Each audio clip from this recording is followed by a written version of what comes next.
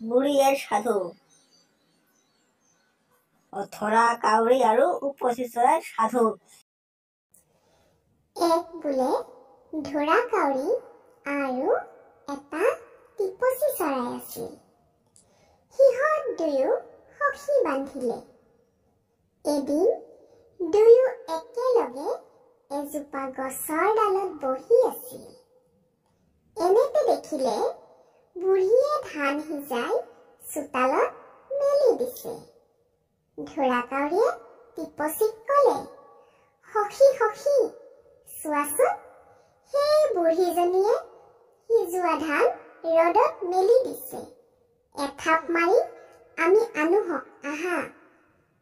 টিপচীয়েও এৰা আনোহক আহা বুলি মাত দিলত ধৰা কাউৰীয়ে ক'লে, কিন্তু সখী, এটা কথা, মই ঠোঁটত যিমান ধান আনিম, তুমিও যদি সিমান আনিব নোৱাৰা, তেনেহ'লে মই তোমাক খাম, আৰু তুমি যিমান আনিবা ময়ো যদি সিমান আনিব নোৱাৰো, তেন্তে তুমি মোক খাবা। ধৰা কাউৰীৰ কথা শুনি টিপচীয়ে ভাবিলে, মইতো তাতকৈ বেছি ধান একেথাপতে আনিব নোৱাৰিমেই। সেই দেখি মই বুজিছো সি মোক খাবলৈ বুদ্ধি পাতিছে। বাৰু দেখাই যাওকচোন সি মোক কেনেকৈ খায়। ইয়াকে ভাবি টিপচীয়ে উত্তৰ দিলে, বাৰু সখী, সেই হওক। ধৰা কাউৰীয়ে ক'লে, তেন্তে তুমি আগে থাপ মাৰি আনা। টিপচীয়ে উত্তৰ দিলে, নহয় সখী, তুমি আগেয়ে আনা। কাউৰীয়ে ক'লে, তুমিহে আগ হ'ব লাগে, মই তোমাৰ পিছতহে।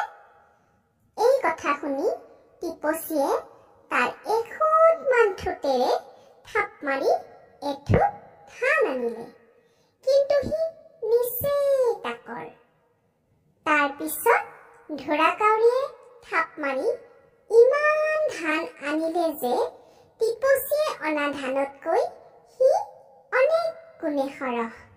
ধৰা কাউৰীয়ে ধান আনি মাত লগালে, সখী, মই এতিয়া তোমাক খাব পাওঁ। টিপচীয়ে উত্তৰ দিলে, নিশ্চয় পোৱা। সেই দেখি তুমি মোক খাবা, কিন্তু তাৰ আগে তুমি মোৰ এটা কথা ৰাখিব লাগিব। তুমি সততে মৰাশ খাই ফুৰা, সেইবাবে তোমাৰ ঠোঁটটোত বৰ বেয়া গোন্ধ। তুমি অনুগ্ৰহ কৰি তোমাৰ ঠোঁটটো সাগৰৰ পানীত ধুই মোক খোৱা। ধৰা কাউৰীয়ে, বাৰু সখী, তোমাৰ কথা ৰাখিম। মই এতিয়াই মোৰ ঠোঁটটো সাগৰৰ পানীত ধুই আহোগৈ বুলি কৈ উৰি গৈ সাগৰৰ কাষ পাই সাগৰক মাতিলে, সাগৰ ককাই, অ সাগৰ ককাই।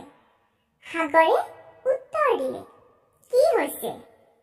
ধৰা কাউৰীয়ে ক'লে, দে পানী, পখালো ঠোঁট, ভোজন কৰো টিপচী গোট। সাগৰে উত্তৰ দিলে, কিহতকৈ দিম? যদি কিবা পাত্ৰ দিব পাৰা, তেন্তে দিব পাৰো। সাগৰৰ কথা শুনি কাউৰীয়ে টেকেলি এটা বিচাৰি কুমাৰৰ ঘৰলৈ গ'ল। কুমাৰক কাউৰীয়ে মাত লগালে, কুমাৰ ককাই, ঘৰত আছেনে? কুমাৰে উত্তৰ দিলে, আছো, কিবা কৈছে? কাউৰীয়ে ক'লে, দে টেকেলি, তুলো পানী, পখালো ঠোঁট, ভোজন কৰো টিপচী গোট। কুমাৰে ক'লে, মোৰ ঘৰত গঢ়া টেকেলি নাই, যদি অলপমান মাটি আনি দিব পাৰা, তেন্তে মই টেকেলি এটা গঢ়ি দিব পাৰো। কুমাৰৰ কথা শুনি কাউৰীয়ে মাটিৰ ওচৰলৈ গৈ মাটিক ক'লে, দে মাটি দিও কুমাৰক গঢ়ক টেকেলি, তুলো পানী, পখালো ঠোঁট, ভোজন কৰো টিপচী গোট। মাটিয়ে উত্তৰ দিলে, মই নিজে কেনেকৈ দিম? যদি কিবা উপায়েৰে খান্দি নিব পাৰা নিয়া। মাটিৰ সমিধান পাই কাউৰীয়ে মহৰ ওচৰ পালেগৈ। সি মহক মাত লগালে, দেহিং খান্দো মাটি দিও কুমাৰক গঢ়ক ঘটি, তুলো পানী পখালো ঠোঁট ভোজন কৰো টিপচি গোট। মহে উত্তৰ দিলে, মই নিজে মোৰ শিং কেনেকৈ দিম, যদি কিবা উপায়েৰে নিব পাৰা নিয়া। মহৰ কথা শুনি কাউৰীয়ে গৈ কুকুৰৰ ওচৰ পাই কুকুৰক কলে, মাৰ মহ নিও শিং খান্দো মাটি দিও কুমাৰক গঢ়ক ঘটি, তুলো পানী পখালো ঠোঁট ভোজন কৰো টিপচি গোট। কুকুৰে উত্তৰ দিলে, আজি ভালেমান দিন মই গাখীৰ খাবলৈ পোৱা নাই, সেই দেখি মোৰ গাত বল কমি গৈছে। তুমি যদি গাখীৰ খুৱাব পাৰা তেন্তে মই মহ মাৰি দিব পাৰো। এই কথা শুনি কাউৰীয়ে গাইৰ ওচৰলৈ গৈ গাইক কলে, দে গাখীৰ খোৱা কুকুৰক বান্ধক বল মাৰক মহ, নিও শিং খান্দো মাটি দিও কুমাৰক গঢ়ক ঘটি, তুলো পানী পখালো ঠোঁট ভোজন কৰো টিপচি গোট। গায়ে উত্তৰ দিলে, মই বুঢ়ী হৈছো, ভালেমান দিন ভালকৈ ঘাঁহ খাবলৈ পোৱা নাই। তুমি যদি মোক ভালকৈ এসোপা ঘাঁহ আনি দিব পাৰা তেন্তে মই তোমাক যিমান গাখীৰ লাগে সিমান দিম। গাইৰ উত্তৰ শুনি কাউৰীয়ে ঘাঁহৰ ওচৰলৈ গৈ ঘাঁহক কলে, দে ঘাঁহ খুৱাও গাই ওলাওক গাখীৰ, খুৱাও কুকুৰক বান্ধক বল মাৰক মহ, নিও শিং খান্দো মাটি দিও কুমাৰক গঢ়ক ঘটি, তুলো পানী পখালো ঠোঁট ভোজন কৰো টিপচি গোট। ঘাঁহে উত্তৰ দিলে, মই কেনেকৈ ঘাঁহ দিম, যদি কাটি নিব পাৰা নিয়া।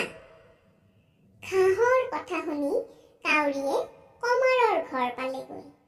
বাহিৰৰ পৰা কাউৰীয়ে কমাৰক মাত লগালে, কমাৰ কাই ঘৰত আছেনে? কমাৰে উত্তৰ দিলে, আছো কাউৰী ভাই, কি সকামত বা আহিলা? কাউৰীয়ে উত্তৰ দিলে, দে খন্তি কাটো ঘাঁহ, খুৱাও গৰুক ওলাওক গাখীৰ, খুৱাও কুকুৰক বান্ধক বল মাৰক মহ, নিও শিং খান্দো মাটি দিও কুমাৰক গঢ়ক ঘটি, তুলো পানী পখালো ঠোঁট ভোজন কৰো টিপচি গোট। কমাৰে কলে, মোৰ জুইকুৰা নুমাই গল, যদি মোক জুই অলপ আনি দিব পাৰা তেন্তে মই এতিয়াই খন্তি এখন গঢ়ি দিব পাৰো। কাউৰীয়ে কমাৰৰ কথা শুনি চাৰিওফালে চাই দেখিলে যে সাগৰৰ সিপাৰে এঠাইত জুইৰ ধোঁৱা ওলাইছে। দেখিয়েই সি উৰি গৈ সিপাৰ পাই এজনী বুঢ়ীয়ে ধান সিজাই থকা দেখিলে। বুঢ়ীৰ ওচৰ চাপি কাউৰীয়ে কলে, আই মোক অলপ জুই দিব পাৰানে? বুঢ়ীয়ে উত্তৰ দিলে, কিহতকৈ দিম? কাউৰীয়ে কলে, মোৰ ডেউকাৰ ভিতৰতে বান্ধি দিয়া। বুঢ়ীয়ে তাকে কৰিলে। কাউৰীয়ে জুইৰ অঙঠাৰ টোপোলাটো ডেউকাত বান্ধি লৈ সাগৰৰ ওপৰেদি উৰি আহি থাকোঁতে বতাহ লাগি জ্বলি উঠি ডেউকা পুৰি গলত সি মাছ সাগৰত পৰি বুঢ়ী মৰিল। ইফালে টিপচীয়ে মনে মনে কাউৰীৰ পিছে পিছে আহি আগৰে পৰা গুৰিলৈকে আটাইবোৰ লক্ষ্য কৰি আছিল।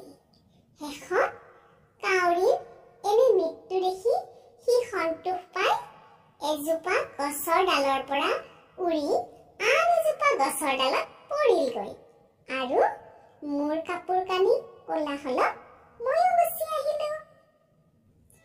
ঢেকীয়াই মেলিলে ঠোৰ, মোৰ কথাৰ পৰিল ওৰ। তামোলে মেলিলে দাবী, কোন কলৈ যাবি? কলা মেকুৰীৰ বগা কাণ ডাকি বোলা ৰাম ৰাম। সাধুটো কেনেকুৱা পালে? লাইক কমেণ্ট শ্বেয়াৰ কৰি জনাব, লগতে ছাবস্ক্ৰাইব ক্লিক কৰি দিব। আৰু মোৰ টেলিগ্ৰাম চেনেলটো যাওক আৰু সাধু কথাবোৰ ডাউনলোড কৰক।